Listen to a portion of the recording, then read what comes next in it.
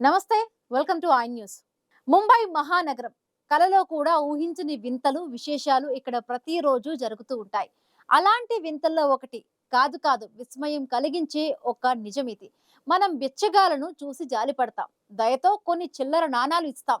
కానీ ఇక్కడ ఒక బిచ్చగాడు మనలో చాలా మంది కలలు కనే సంపదను కూడబెట్టాడు. అతని పేరు భరత్ జైన్.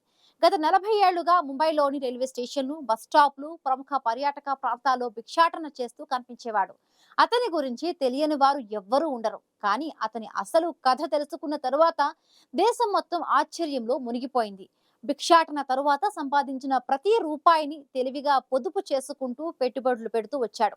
ఒకటో రెండో కాదు, ఏకంగా 7.5 కోట్ల రూపాయల సంపదకు యజమాని అయ్యాడు.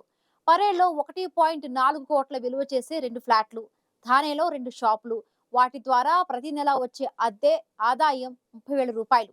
రోజుకు భిక్షాటన ద్వారా 2,000 నుంచి 2,500 వరకు ఆదాయం. అన్నీ కలిపితే ఈయన సంపద మామూలు విషయం కాదు. అసలు షాకింగ్ విషయం ఏంటంటే అతని కుటుంబం సుఖంగా ఉంది. పిల్లలు కాన్వెంట్ స్కూల్లో చదువుకొని ఇప్పుడు మంచి వ్యాపారాలు చేసుకుంటున్నారు. అయినా సరే ఈయన మాత్రం భిక్షాటనను వదిలిపెట్టలేదు. తన బిడ్డలు మంచి జీవితం గడపడానికి తాను ఇలా భిక్షాటన చేశారని చెప్పినప్పటికీ తన వృత్తిని ఇంకా కొనసాగిస్తూ వస్తున్నాడు. మనం బిచ్చగాళ్ల పట్ల ఆలోచించే విధానాన్ని ఇది పూర్తిగా మార్చేసింది.